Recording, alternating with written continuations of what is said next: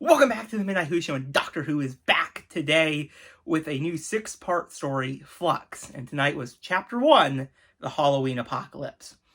And I think this is a pretty solid, yet also kind of imperfect in parts, Doctor Who story. I think Chibnall crafted a really good introduction for Flux. But with that, he created a story that just feels kind of really stuffed. There's a lot of stuff having to be introduced in this, which makes sense. It's the first part. He has to introduce a lot of stuff.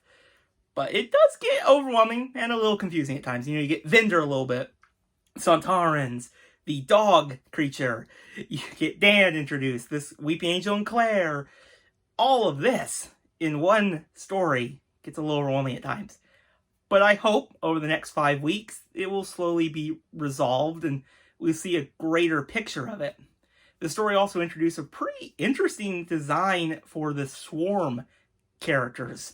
They're kind of creepy looking. I'm really curious to see what's going to happen in the future with them and their connection to the Doctor. It'll be very interesting.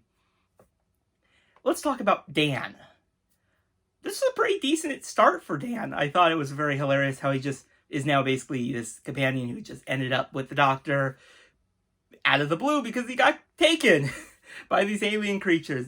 He had a lot of humor in this episode. I really like John Bishop's portrayal of this character. And Flux is just this cloud entity in space. But they do a really good job showing how deadly it is by, the planet destruction, and even has a scene with the people basically running from it and being killed.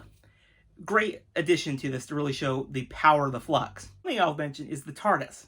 Something's not quite right with the TARDIS in this story. And I'm really curious to see where this heads to, because everything's a little bit wonky in the TARDIS.